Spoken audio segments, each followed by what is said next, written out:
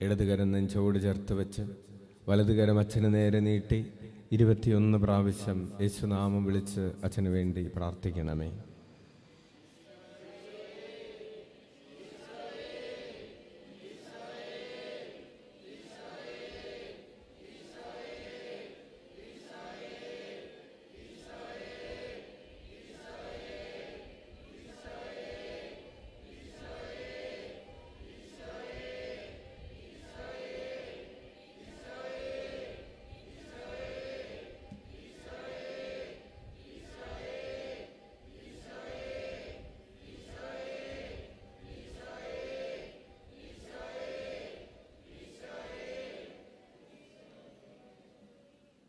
ശാന്തമായിട്ടിരിക്കാം.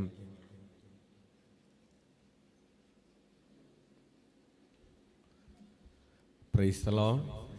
Hallelujah. സന്തോഷത്തോടെ പറയാം hallelujah. യേശുവേ സ്തോത്രം, യേശുവേ നന്ദി, യേശുവേ ആരാധന. പ്രിയപ്പെട്ടവരെ, ക്രിസ്തുമസ് ഈശോയുടെ സാന്നിധ്യത്തിൻ്റെ തിരുനാളാണ്. കഴിഞ്ഞ ആഴ്ച നമ്മൾ പറഞ്ഞത് ഈശോയുടെ ഹാപ്പി ബർത്ത്ഡേ ആണ് തിരുനാൾ. നമ്മൾ ആഘോഷിക്കുന്നത് ഈശോയുടെ വയസ്സാണ്, ഈശോയുടെ വളർച്ചയാണ്. കാരണം ഹാപ്പി ബർത്ത്ഡേയിൽ നമ്മൾ ചോദിക്കുന്നത് എത്ര വയസ്സായി എന്നാണ്. അപ്പോൾ ഈശോയ്ക്ക് നമ്മുടെ ഹൃദയത്തിൽ എത്ര വയസ്സുണ്ട് എന്നാണ് ചോദ്യം.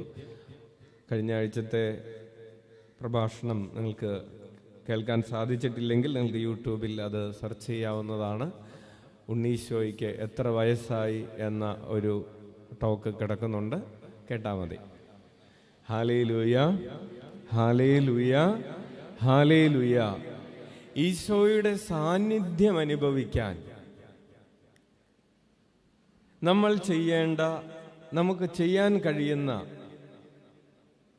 ലളിതമായ 7 കാര്യങ്ങളാണ് ഇന്ന് ഈ പ്രഭാതത്തിൽ വിചിന്തനം ചെയ്യാൻ ആഗ്രഹിക്കുന്നത്. ഈശോയുടെ സാന്നിധ്യം അനുഭവിക്കാൻ എന്ത് ചെയ്യണം?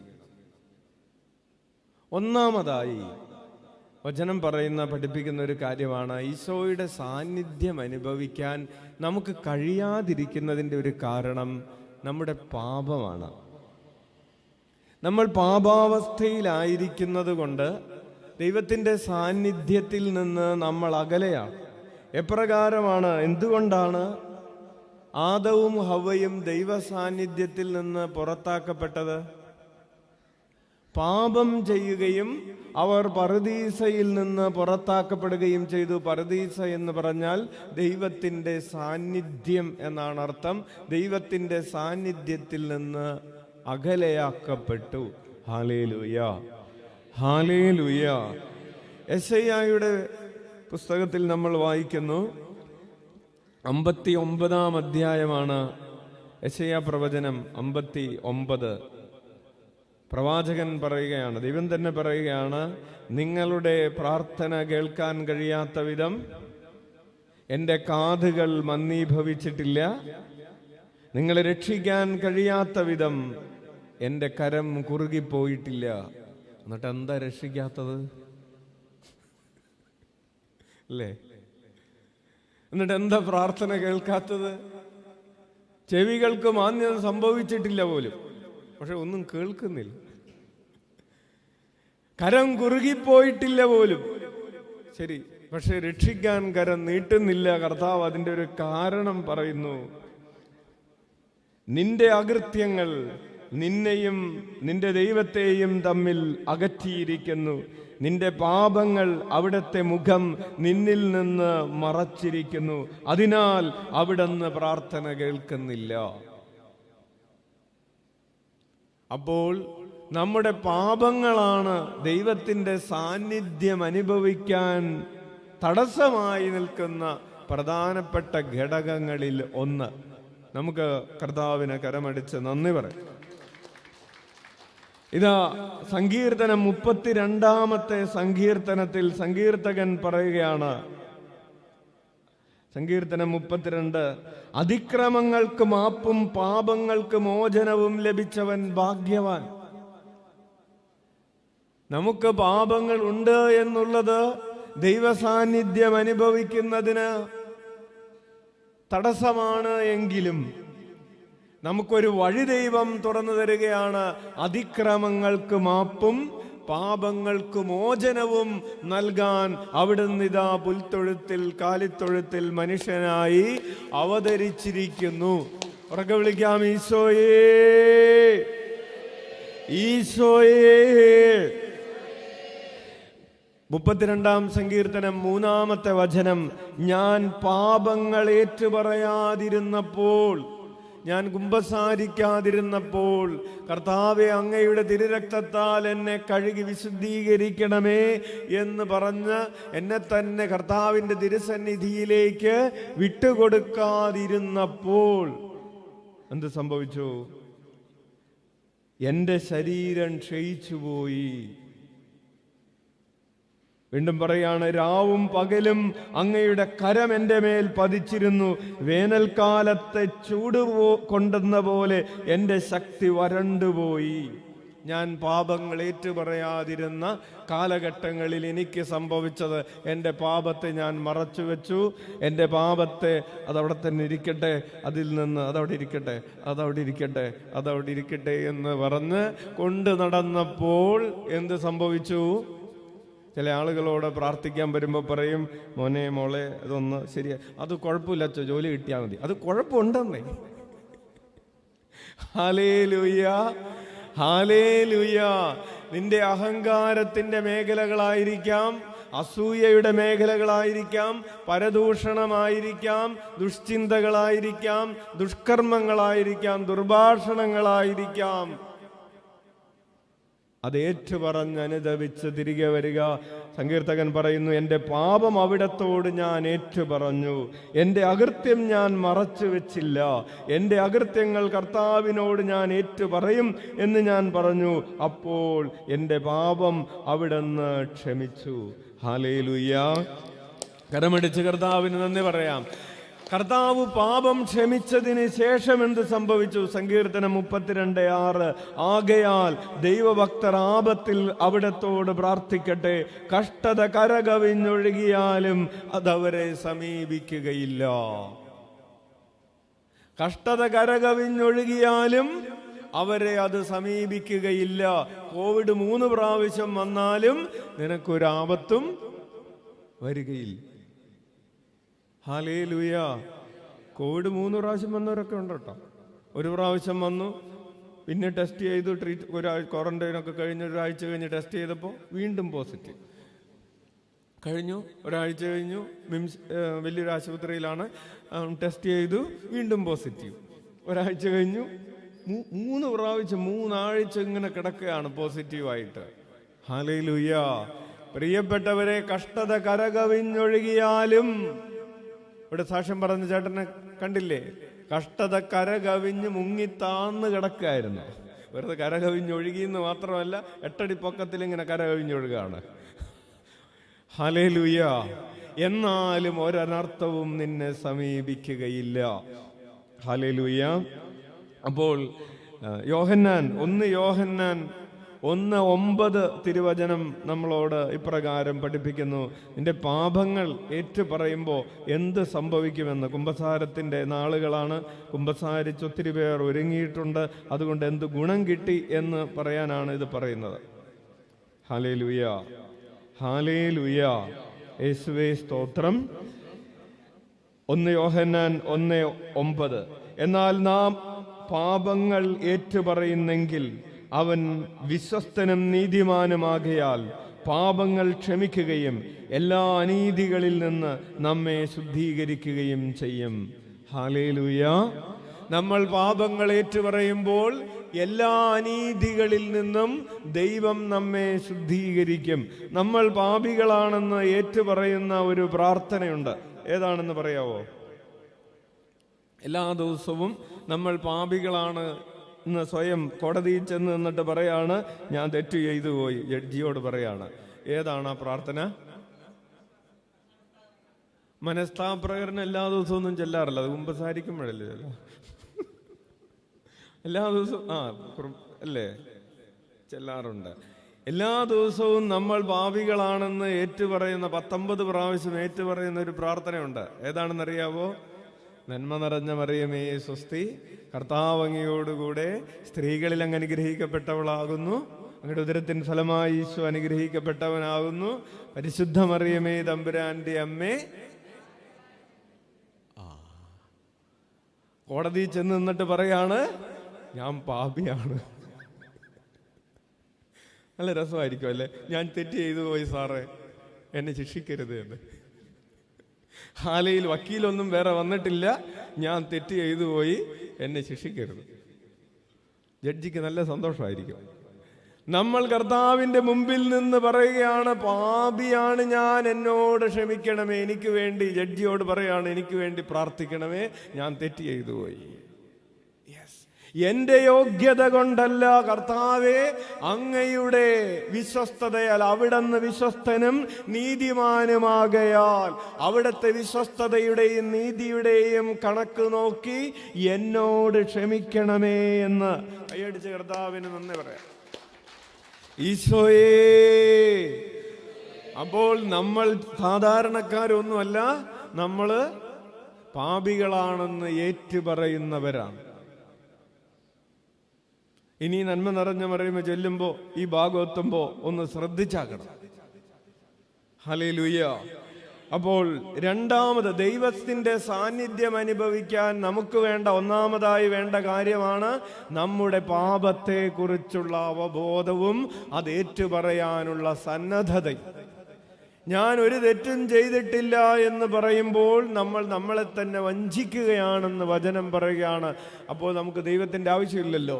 നമ്മൾ ഒരു തെറ്റും ചെയ്തിട്ടില്ലെങ്കിൽ പിന്നെ രക്ഷാകര കർമ്മത്തിന്റെ തന്നെ ആവശ്യമില്ല. ഉണ്ടോ? ഞാൻ ഒരു തെറ്റും ചെയ്യാത്തവനാണെങ്കിൽ ഈശോ എന്തിന് മനുഷ്യാവതാരം ചെയ്യണം? ഈശോ എന്തിന് കുരിശിൽ മരിക്കണം? ഈശോ എന്തിന് ബലിയർപ്പിക്കണം? എനിക്ക് ആവശ്യമില്ല. ഞാൻ പാപിയായത് കൊണ്ടാണ് പ്രിയപ്പെട്ടവരെ അവന്റെ സാന്നിധ്യം എനിക്ക് പൂർണ്ണമായും ആവശ്യമായിട്ടുള്ളത്. Hallelujah, hallelujah. ഉറക്കെ വിളിക്കാം, ഈശോയേ. രണ്ടാമതായി ദൈവസാന്നിധ്യം അനുഭവിക്കാനുള്ള ഒരു എളുപ്പവഴി, ഒരു ഇടവഴി, ഷോർട്ട് കട്ട് ഇതാണ്: വചനം ഉറക്കെ പറഞ്ഞ് പ്രാർത്ഥിക്കുക എന്നുള്ളതാണ്. ഹല്ലേലൂയ. ഒരു വചനം പറഞ്ഞ് നമുക്കൊന്ന് പ്രാർത്ഥിക്കാം. പരിശുദ്ധ അമ്മ ഇതാ പറയുകയാണ്, എൻ്റെ ആത്മാവ് എൻ്റെ ദൈവത്തിൽ ആനന്ദിക്കുന്നു, എൻ്റെ ചിത്തം എൻ്റെ രക്ഷകനായ ദൈവത്തിൽ ആനന്ദിക്കുന്നു. എൻ്റെ ആത്മാവ് എൻ്റെ ദൈവത്തെ മഹത്വപ്പെടുത്തുന്നു, എൻ്റെ ചിത്തം രക്ഷകനായ ദൈവത്തിൽ ആനന്ദിക്കുന്നു. ഹല്ലേലൂയ. കണ്ടോ? ആ വചനം പറയുമ്പോൾ തന്നെ ഒരു ദൈവ സാന്നിധ്യം വരുന്നത് കണ്ടോ? കർത്താവ് എല്ലാം നന്മയ്ക്കായി തന്നെ സ്നേഹിക്കുന്നവർക്ക്, തൻ്റെ പദ്ധതി അനുസരിച്ച് വിളിക്കപ്പെട്ടവർക്ക് അവിടുന്ന് എല്ലാം നന്മയായി പരിണമിപ്പിക്കുന്നു. നിങ്ങൾ വീട്ടിലിരുന്ന് ആ വചനം മാത്രം ഒരു 100 പ്രാവശ്യം ഒന്ന് പറഞ്ഞു നോക്കാം. ഇവിടെ കിടക്കുന്ന ഉണ്ടായിരുന്നു, അവിടെ ഒരു സഹോദരി 1000 പ്രാവശ്യം ഒരു വചനം എഴുതിയിട്ടിരുന്നു. മനുഷ്യന് അസാധ്യമായത് ദൈവത്തിന് സാധ്യമാണ്. മനുഷ്യന്, അച്ഛൻ കുറേ മറിച്ച് നോക്കി, വേറെ വല്ലതും എഴുതിയിട്ടുണ്ടാവും എന്ന് നോക്കാൻ വേണ്ടിയിട്ട്. ഇങ്ങനെ 1000 പ്രാവശ്യം നല്ലൊരു മാല പോലെ ഒരു പേപ്പറിൽ എഴുതിയിട്ട് അത് മടക്കി വേറൊരു പേപ്പറിൽ എഴുതി അത് മടക്കി, അങ്ങനെ ഒരു മാല പോലെ ആക്കിയിട്ടുണ്ട്. 1000 കൂടുതലുണ്ടാവും. ഹല്ലേലൂയ. അത് കഴിഞ്ഞ് അത് എഴുതിയതിൻ്റെ നിയോഗം ഇതായിരുന്നു: OET പരീക്ഷയിൽ വിജയിക്കണം. കുറേ പ്രാവശ്യം എഴുതിയതായിരിക്കണം, എന്തുകൊണ്ടാണെന്നറിയില്ല. മനുഷ്യന് അസാധ്യമാണ്, ദൈവത്തിന് സാധ്യമാണ്. കർത്താവ് ഭവനം പണിയുന്നില്ലെങ്കിൽ പണിക്കാർ അധ്വാനിക്കുന്നത് വെറുതെയാണ്. കർത്താവെ, എൻ്റെ കഴിവ് കൊണ്ടല്ല, അങ്ങയുടെ കാരുണ്യം കൊണ്ട് ഞാൻ ഈ പരീക്ഷ വിജയിക്കട്ടെ. അതാണ് ആ പ്രവൃത്തിയുടെ പിറകിലുള്ള വചനഭാവം. വചനഭാവം എന്ന് പറഞ്ഞാൽ എന്താണ്? Divine mentality. നമുക്കൊരു വചനത്തിൻ്റെ ഭാവം വേണം. വചനം പഠിപ്പിക്കുന്ന വചനത്തിൻ്റെ ചൈതന്യമാണത്. എൻ്റെ കഴിവ് കൊണ്ടല്ല കർത്താവേ, നീയാണ് സർവസ്വവുമെന്ന് ഏറ്റുപറഞ്ഞ് മുന്നോട്ട് പോകാനുള്ള ചൈതന്യം, അതാണ് വചനഭാവം. Hallelujah, hallelujah. അപ്പോൾ ദൈവസാന്നിധ്യം അനുഭവിക്കാൻ വചനം ആവർത്തിച്ച് പറയുക. മൂന്നാമതായി ദൈവസാന്നിധ്യം അനുഭവിക്കാൻ നമ്മൾ നിരന്തരം ചെയ്തുകൊണ്ടിരിക്കുന്ന ഒരു പ്രവൃത്തിയുണ്ടല്ലോ. എന്താണത്? ദൈവത്തിൻ്റെ നാമം വിളിച്ച് പ്രാർത്ഥിച്ചു കൊണ്ടേയിരിക്കുക. ഈശോയേ, ഈശോയേ, ഈശോയേ എന്ന് വിളിക്കുക. ഈ ആലയത്തിൽ പ്രഭാതം മുതൽ രാത്രി വരെ നിരന്തരമായി സംഭവിച്ചു കൊണ്ടിരിക്കുന്ന കാര്യം അതാണ്. യേശുനാമം വിളിച്ചുള്ള പ്രാർത്ഥനയാണ്. ഈശോയേ എന്ന് വിളിച്ചുകൊണ്ടേ ഇരിക്കുക. പ്രിയപ്പെട്ടവരെ, നിങ്ങൾക്ക് ദൈവ സാന്നിധ്യം അനുഭവിക്കാൻ സാധിക്കും. ഹല്ലേലൂയ. കൈയടിച്ച് നന്ദി പറയാം. കർത്താവ് നമുക്ക് തൻ്റെ നാമം വിളിച്ചപേക്ഷിക്കുവാൻ അവിടുന്ന് നമ്മുടെ അധരങ്ങളെ, തൻ്റെ അതിഥികളെ വിശുദ്ധീകരിച്ചിരിക്കുകയാണ്. തൻ്റെ നാമം വിളിച്ചപേക്ഷിക്കുവാൻ അവിടുന്ന് നമ്മുടെ അധരങ്ങളെ വിശുദ്ധീകരിച്ചിരിക്കുന്നു. കർത്താവിൻ്റെ നാമം വിളിച്ചപേക്ഷിക്കുന്നവർ രക്ഷ പ്രാപിക്കും. ഹല്ലേലൂയ. ദൈവസാന്നിധ്യം അനുഭവിക്കാനുള്ള നാലാമത്തെ ഒരു എളുപ്പവഴി എന്ന് പറയുന്നത് പ്രേമഗാനം പാടുക എന്നുള്ളതാണ്. കർത്താവിനോട് പ്രണയഗാനം പാടുക. സ്തുതിപ്പുകൾ അധരത്തിൽ, ഹൃദയത്തിൽ ദൈവസ്തുതികൾ ഉണ്ടാകണം. പാട്ടുപാടിക്കൊണ്ട് നടക്കുക. ആളുകൾ ചിലപ്പോൾ വട്ടാണെന്ന് പറയും, അത് കുഴപ്പമില്ല. ആളുകൾ കാണാതിരിക്കാൻ വേണ്ടിയിട്ടാണ്, വട്ടാണെന്ന് പറയാതിരിക്കാൻ വേണ്ടിയിട്ടാണ് ആരും കാണാത്ത ചില സ്ഥലങ്ങളിൽ ചെല്ലുമ്പോൾ ചില ആളുകൾ പാട്ട് പാടുന്നത്. ഹല്ലേലൂയ. പ്രിയപ്പെട്ടവരെ, കർത്താവിൻ്റെ സ്തുതിഗീതികൾ കൊണ്ട് അധരം നിറയട്ടെ. അച്ഛൻ ബ്രദറായിരുന്ന സമയത്ത് ഞായറാഴ്ച പ്രഭാതത്തിൽ 5 മണിക്ക് സൈക്കിളുമായിട്ട് ഒരു ഇടവകയിൽ ശുശ്രൂഷയ്ക്ക് പോകാൻ വേണ്ടിയിട്ട് പോയിരുന്നു. രാത്രിയാണല്ലോ, ഇരുട്ടാണല്ലോ, ആരും കാണില്ലല്ലോ എന്ന് വിചാരിച്ച് സൈക്കിളും ചവിട്ടി നല്ല സ്വരത്തിൽ പാട്ടും പാടിയാണ് പോകുന്നത്. പുതിയ പാട്ടുകളൊക്കെ കർത്താവ് ആ നേരത്ത്, പല പാട്ടുകളും ഇങ്ങനെ സൈക്കിൾ ചവിട്ടി പോകുന്ന നേരത്ത്, ഓ എൻ്റെ ദിവ്യകാരുണ്യമേ, എന്നെ ദിവ്യകാരുണ്യമാക്കി മാറ്റണമേ എന്നൊക്കെ നമ്മൾ പാടുന്ന പാട്ട് ഇങ്ങനെ സൈക്കിൾ ചവിട്ടി പോയ സമയത്ത് കിട്ടിയ പാട്ടുകളിലൊന്നാണ്. അപ്പോൾ രാത്രിയാണ്, ആരും കാണില്ലെന്ന് വിചാരിച്ചാണ് ധൈര്യത്തിൽ പാട്ടുപാടി പോകുന്നത്.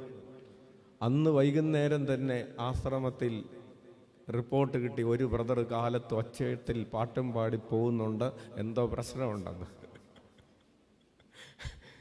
മഞ്ഞമ്മൽ ആശ്രമത്തിൽ ഡയറക്ടർ അച്ഛൻ വിളിച്ചിട്ട് ചോദിച്ചു, ആവശ്യം പാട്ടുപാടിയാണോ പോകുന്നത്? ഞാൻ പറഞ്ഞു, സ്വരത്തിലല്ല, പതുക്കെയാണ്. ഹല്ലേലൂയ. പ്രിയപ്പെട്ടവരെ, അധരത്തിൽ ദൈവസ്തുതികൾ പാടിക്കൊണ്ടിരിക്കുമ്പോൾ നമ്മൾ വേറെ എന്തൊക്കെ പറഞ്ഞുകൊണ്ടിരിക്കുന്നു. നിങ്ങൾ യാത്ര ചെയ്യുമ്പോൾ ലോകത്തിൻ്റെ എന്തോരം കാര്യങ്ങളാണ് പറഞ്ഞുകൊണ്ടിരിക്കുന്നത്. മുൻപിലൂടെ ഒരാൾ ഇത്തിരി സ്പീഡിൽ ബൈക്കിൽ പോയി കഴിഞ്ഞാൽ അതേ പോണ കണ്ടില്ലേ, ഇവനൊക്കെയാണ് ഇവിടെ അപകടം ഉണ്ടാക്കുന്നതെന്ന് പറഞ്ഞ് അവനെക്കുറിച്ചൊരു തീസിസ് എഴുതും. വല്ല കാര്യമുണ്ടോ? വഴി കൂടെ പോകുന്ന ഒരു ഓട്ടോറിക്ഷക്കാരനെ കണ്ടില്ലേ, ആ കാറുകാരൻ പോകുന്ന കണ്ടില്ലേ, ഈ ബസ്സുകാരെ കണ്ടില്ലേ, നമ്മൾ ഒഴിച്ച് ബാക്കി എല്ലാവരും കുറ്റക്കാരാണ് വണ്ടി ഓടിക്കുമ്പോൾ. ഹല്ലേലൂയ. ഇയാളൊക്കെ നടക്കുന്ന കണ്ടില്ലേ, ആ സൈക്കിളുകാരൻ ഒന്നും ഇടത്തും വലതും നോക്കാതെയാണ് കയറി വരുന്നത്. പ്രിയപ്പെട്ടവരെ, ഹൃദയത്തിൽ ദൈവസ്തുതികൾ ഉണ്ടാകട്ടെ. സ്തുതിച്ച് പ്രാർത്ഥിച്ചു കൊണ്ട് പോവുക, പാട്ടുപാടി യാത്ര ചെയ്യേ. എന്ത് സംഭവിക്കും? ഹൃദയത്തിൽ, അച്ഛൻ എളുപ്പ വഴി, വളരെ ജീവിതവുമായി ബന്ധപ്പെട്ടിട്ടുള്ള കാര്യം പറയാണ്, ദൈവസ്തുതികൾ ഉണ്ടാകും. വീട്ടിൽ നിങ്ങൾ അടുക്കളയിൽ പാചകം ചെയ്യുമ്പോൾ നല്ലൊരു പാട്ട് വെക്ക്. വെറുതെ വാർത്തയൊക്കെ കേട്ട് അവർ തമ്മിൽ തല്ലുന്നത് കേട്ട് അമ്മായിയമ്മയും മരുമോളും തമ്മിലും ഭർത്താവും ഭാര്യയും തമ്മിലും തല്ല് പിടിക്കാനായിട്ടുള്ള ഒരു പ്രധാന കാരണം വാർത്ത കേട്ട് അതൊരു ശീലമാക്കുകയാണ്. തല്ല് പിടിക്കുന്നത് ശീലമാക്കിക്കൊണ്ടിരിക്കുകയാണ്. അറിയാത്തവരത് പഠിച്ചുകൊണ്ടിരിക്കുകയാണ്. ട്രെയിനിങ് ആണ് 8:30 മുതൽ 9:30 വരെ തല്ല് പിടിക്കാൻ. വേറൊരാൾ പറയാൻ തുടങ്ങുമ്പോൾ അയാളെ കൊണ്ട് അത് പറയിപ്പിക്കാതെ എനിക്ക് പറയാനുള്ളത് പറഞ്ഞിട്ടേ ഞാൻ ഇവിടെ നിന്ന് പോകൂ. Hallelujah, hallelujah. അപ്പോ ദൈവസാന്നിധ്യം അനുഭവിക്കാനുള്ള നാലാമത്തെ ഒരു കാര്യം എന്ന് പറയുന്നല്ലേ, നാലാമത്തെ കാര്യം ദൈവസ്തുതികൾ ഉണ്ടാകട്ടെ എന്നുള്ളതാണ്. ദൈവസാന്നിധ്യം അനുഭവിക്കാനുള്ള 5ാമത്തെ കാര്യം, പ്രിയപ്പെട്ടവരെ, പുറത്തിറങ്ങി ഒന്ന് നടക്കുക എന്നുള്ളതാണ്. എപ്പോഴും ഈ മൊബൈൽ പിടിച്ചുകൊണ്ടിരിക്കാതെ അതൊക്കെ ഒന്ന് മാറ്റിവെച്ച് പ്രകൃതിയിലുള്ള ദൈവ സാന്നിധ്യത്തെ ഒന്ന് ആസ്വദിക്കാൻ. പൂക്കളെ ആസ്വദിക്കാൻ മനുഷ്യൻ മറന്നുപോയിരിക്കുന്നു. മരങ്ങളെ, മലകളെ, കാടുകളെ, പർവ്വതങ്ങളെ, പുഴകളെ, നദികളെ, കാട്ടാറുകളെ, കാട്ടരുവികളെ, കിളികളെ ഒക്കെ ആസ്വദിക്കാൻ, ഇവയിലൊക്കെയുള്ള ദൈവസാന്നിധ്യം കാണാൻ, കർത്താവേ നീ എത്ര മനോഹരമായാണ് ഇവയൊക്കെ സൃഷ്ടിച്ചിരിക്കുന്നതെന്ന് പറയാൻ പറ്റാത്ത വിധം മനസ്സ് മന്ദീഭവിക്കുകയാണ്. ഇനി ആരെ വിളിക്കും? ആരാണ് മെസ്സേജ് ഇട്ടിരിക്കുന്നത്? ഇതിൽ മാത്രം ശ്രദ്ധ കൊടുത്ത് ദൈവത്തിൻ്റെ സൃഷ്ടിയെ ആസ്വദിക്കാൻ, ചുറ്റുപാടുമുള്ള ദൈവ സാന്നിധ്യത്തിൻ്റെ മനോഹാരിത, ലാവണ്യം കണ്ടെടുക്കാൻ മറന്നുപോകുന്നു.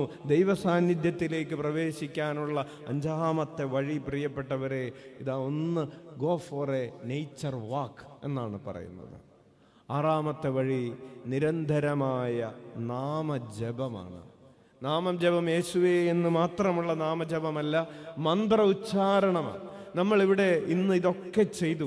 നമ്മൾ ഒരു മന്ത്രം ചൊല്ലി ഇന്ന്, ഈശോയുടെ സാന്നിധ്യം എന്നിൽ നിറയുന്നു, ഈശോയുടെ സാന്നിധ്യം എന്നിൽ നിറയുന്നു. ഇങ്ങനെ പറഞ്ഞുകൊണ്ടിരിക്കുമ്പോൾ നമ്മൾ ദൈവ സാന്നിധ്യത്തിലേക്ക് പ്രവേശിക്കുകയാണ്.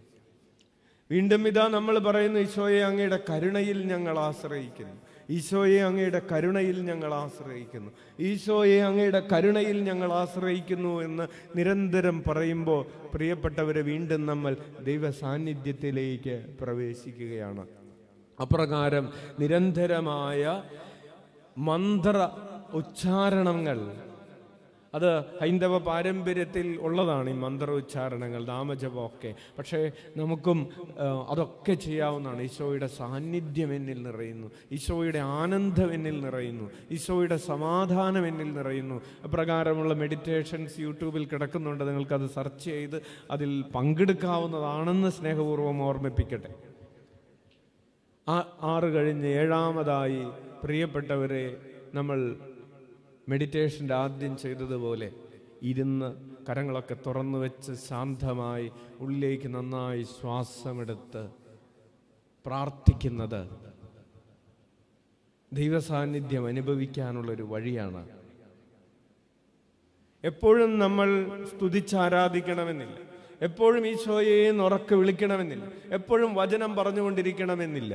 അതെല്ലാം സഹായിക്കുന്നത് പോലെ തന്നെ നിശബ്ദതയിൽ ഉള്ളിലേക്ക് ശ്വാസമെടുത്ത് നമ്മളിൽ സംഭവിക്കുന്ന, നമ്മുടെ ശരീരത്തിൽ നിരന്തരം സംഭവിക്കുന്ന ശ്വാസോച്ഛ്വാസത്തെ ശ്രദ്ധിച്ച് ഉള്ളിലേക്ക് നന്നായി ഉള്ളിലേക്ക് ഈ അന്തരീക്ഷ വായുവിനെ കുറിച്ച് അച്ഛൻ പറയാറില്ലേ, നിരന്തരമായ യേശുനാമ ജപം കൊണ്ട് നിറഞ്ഞിരിക്കുന്ന ഒരു അന്തരീക്ഷ വായുവാണ്. ശബ്ദതരംഗങ്ങൾ നശിപ്പിക്കപ്പെടുന്നില്ല, അതിങ്ങനെ നിൽക്കും, കാലാകാലത്തോളം അത് നിൽക്കും. നിരന്തരമായ ബലിയർപ്പണം, നിരന്തരമായ വചനപ്രഘോഷണം, പ്രാർത്ഥനകളുടെ അന്തരീക്ഷമുള്ള ഈ പുണ്യഭൂമിയിലേക്ക് ഒത്തിരി പേര് പറയാറുണ്ട്, ആ ഗേറ്റ് കടന്നു കഴിയുമ്പോൾ തന്നെ ഒന്ന് ഇങ്ങോട്ട് കാല് കുത്തുമ്പോൾ തന്നെ ഒരാശ്വാസമാണ്. ആ ആശ്വാസത്തിന് ഒരു ശാസ്ത്രീയമായ തലം കൂടെ ഉണ്ട്. കാരണം എന്താണ്? അതിൻ്റെ ശാസ്ത്രീയമായ തലമാണ് അച്ഛൻ പറയുന്നത്. ഈ അന്തരീക്ഷം നിരന്തരമായ പ്രാർത്ഥനകൾ, നിരന്തരമായ നാമജപങ്ങൾ നടന്നുകൊണ്ടിരിക്കുന്ന അന്തരീക്ഷമാണ്. അതിൻ്റേതായിട്ടുള്ള കൃപയുണ്ട്. കൈയടിച്ച് കർത്താവിന് നന്ദി പറയാം. വചനത്തിൽ അത് പറഞ്ഞിട്ടുണ്ട്. പുറപ്പാടിൻ്റെ പുസ്തകം 20:24, എൻ്റെ നാമം വിളിച്ചപേക്ഷിക്കുവാൻ ഞാൻ തിരഞ്ഞെടുത്തിരിക്കുന്ന ഇടങ്ങളിലേക്ക് ഞാൻ ഇറങ്ങി വരികയും അവരെ അനുഗ്രഹിക്കുകയും ചെയ്യും. Hallelujah, hallelujah. ഉറക്കെ വിളിക്കാം, ഈശോയേ, ഈശോയേ. അപ്പോൾ ദൈവ സാന്നിധ്യത്തിലേക്ക് പ്രവേശിക്കാനുള്ള 7 വഴികളാണ് നമ്മൾ പറഞ്ഞ് അവസാനിപ്പിക്കുന്നത്. ഇന്ന് വൈകിട്ട് ദൈവ സാന്നിധ്യത്തിൽ എന്തിന് നമ്മൾ ആനന്ദിക്കണം എന്ന് പറയും. ഇപ്പോൾ ഇത്രയും മതി. നമുക്ക് കണ്ണുകളടക്കാം.